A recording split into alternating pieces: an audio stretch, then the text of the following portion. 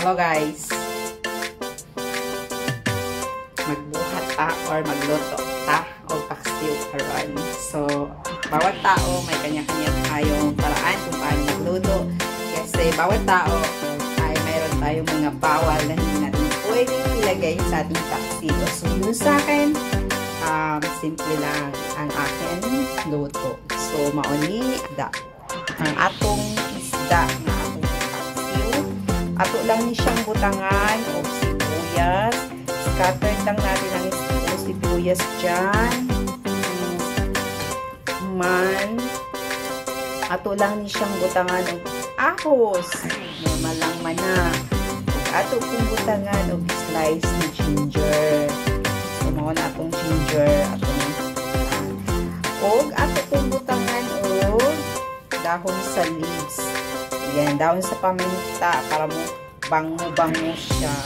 Kuman, ato na siyang butangan o white pepper powder.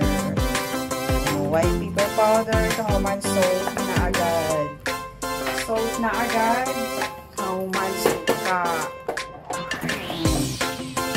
Salt na agad, kauman suka na. Ano butang? Unya dayon. Ako na siyang butangan o nasa pa ba akong ibutang anak?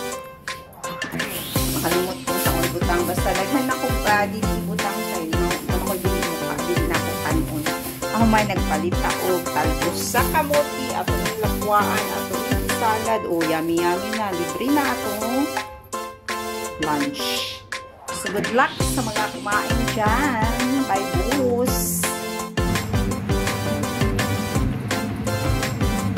Mauna ni ang atong paksiw ay kulong-kulo na siya. Iba talaga ang bango pag may paminta na dahon, dahon sa laurel. Iba talaga ang aroma ng dahon sa laurel, guys. Kasi talaga yung amoy niya is kumakalat talaga siya. Yung nakakabhan. So, malapit ko siya matapos. Ang gusto ko dyan is lagyan ko siya ng konting mantika lang. Kasi gusto ko, sa paksiw ko, ayoko yung may sabaw na marami. Gusto ko siya, konti lang yung sabaw. Yung lapot na yung sabaw.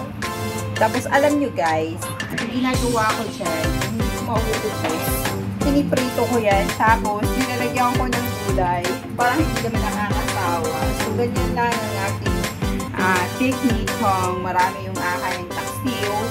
Nilalagyan ko siya ng gulay.